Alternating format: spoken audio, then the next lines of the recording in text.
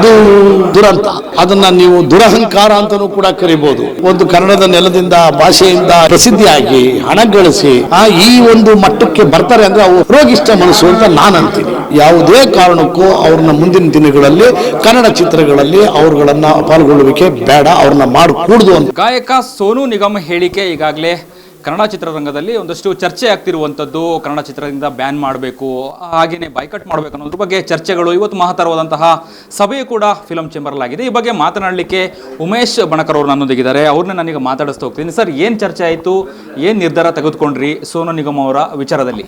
ಮಾತೃ ಸಂಸ್ಥೆ ಅಂಡರಲ್ಲಿ ಇವತ್ತು ಕಲಾವಿದರು, ನಮ್ಮ ಸಂಗೀತ ನಿರ್ದೇಶಕರು, ನಿರ್ಮಾಪಕರು ಮತ್ತು ಛಾಯಾಗ್ರಾಹಕರ ಸಂಘದ ಅಧ್ಯಕ್ಷರು ಎಲ್ಲರೂ ಕೂಡ ಭಾಗವಹಿಸಿದ್ವಿ.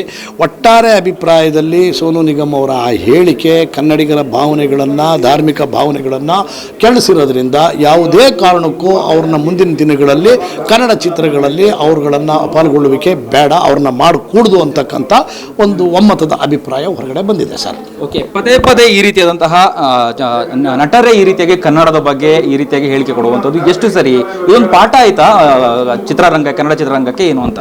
ಸರ್, ಇದು ಏನಾಗುತ್ತೆ ಇವಾಗ ಈ ಧಾರ್ಮಿಕ ಭಾವನೆಗಳನ್ನು ಮತ್ತು ಕನ್ನಡಿಗರ ಭಾವನೆಗಳನ್ನು ಕೆರಳಿಸೋಂಥ ವ್ಯವಸ್ಥೆಗಳಿಗೆ ಈ ಥರದ ಒಂದು ತೀರ್ಮಾನಗಳನ್ನ ತಗೊಳ್ಳದೇ ಇದ್ದರೆ ಮುಂದಿನ ದಿನಗಳಲ್ಲಿ ಅದು ಹವ್ಯಾತವಾಗಿ ಎಲ್ಲರೂ ಕೂಡ ಅದನ್ನು ಬಳಸ್ಕೊಳ್ಳೋ ಅಂಥ ಒಂದು ವಾತಾವರಣ ಸೃಷ್ಟಿ ಆಗುತ್ತೆ.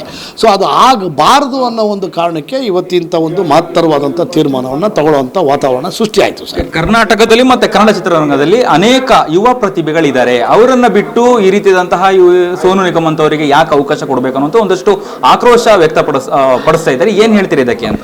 ಸರ್, ಅವ್ರು ಯಾರು ಆಕ್ರೋಶ ವ್ಯಕ್ತಪಡಿಸಿದ್ದಾರೆ ಅವರು 100ಕ್ಕೆ 100 ಭಾಗ ಕರೆಕ್ಟು ಸರ್. ಯಾಕೆ ಅಂದರೆ ಇಲ್ಲಿ ಪ್ರತಿಭೆಗಳು ಇತ್ತೀಚಿನ ದಿನಗಳಲ್ಲಿ ತಮ್ಮ ಮಾಧ್ಯಮಗಳ ಮೂಲಕ ಎಂತೆಂಥ ಪ್ರತಿಭೆಗಳು ಹೊರಗಡೆ ಬರ್ತಾ ಇದ್ದಾವೆ ಅಂದರೆ ನಿಮಗೆ ಅದನ್ನು ಕಣ್ಣು ಮುಚ್ಕೊಂಡು ಕೇಳಿಸ್ಕೊಂಡ್ಬಿಟ್ರೆ SP ಬಾಲಸುಬ್ರಹ್ಮಣ್ಯಂ ಸಾರೇ ಹೇಳಿದಾರೇನೋ ಅಥವಾ PB ಶ್ರೀನಿವಾಸ್ ಅವರೇ ಹೇಳಿದಾರೇನೋ ಅನ್ನೋ ಅಂಥ ಒಂದು ಮಟ್ಟದಲ್ಲಿ ಕೆಲವು ಗಾಯಕರು ರೆಡಿಯಾಗಿದ್ದಾರೆ.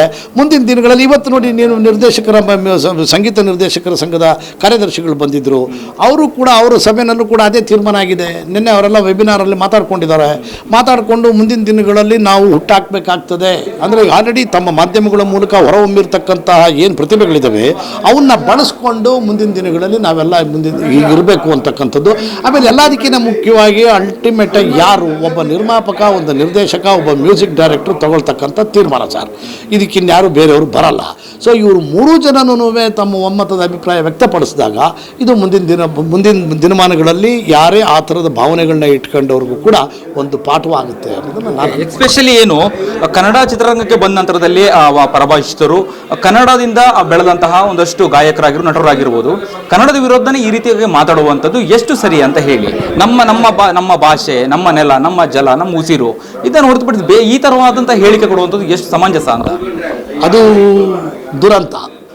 ಹಾಗೇನೇ ಅದನ್ನು ನೀವು ದುರಹಂಕಾರ ಅಂತಲೂ ಕೂಡ ಕರಿಬೋದು. ಇಷ್ಟು ಒಂದು ಕನ್ನಡದ ನೆಲದಿಂದ ಭಾಷೆಯಿಂದ ಇಷ್ಟು ಪ್ರಚಂಡ ಇದನ್ನು ತಗೊಂಡು ಏನು ಪ್ರಸಿದ್ಧಿಯಾಗಿ ಹಣ ಗಳಿಸಿ ಈ ಒಂದು ಮಟ್ಟಕ್ಕೆ ಬರ್ತಾರೆ ಅಂದರೆ ಅವು ರೋಗಿಷ್ಠ ಮನಸ್ಸುಗಳು ಅಂತ ನಾನು ಅಂದ್ಕೊಂಡಿದ್ದೀನಿ. ರೋಗಿಷ್ಠ ಮನಸ್ಸುಗಳು.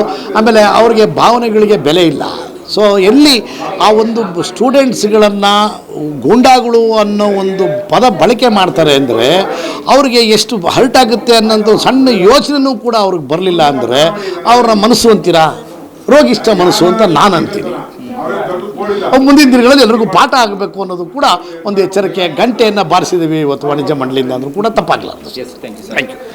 ಇದಿಷ್ಟು ಉಮೇಶ್ ಬಣಕರ್ ಅವರ ಮಾತಾಗಿತ್ತು. ಕ್ಯಾಮರಾ ಪರ್ಸನ್ ಉಲ್ಲಾಸ್ ಜೊತೆ ಅಭಿಜಿತ್ ಗಣೇಶ್, ಕರ್ನಾಟಕ ಟಿವಿ, ಬೆಂಗಳೂರು.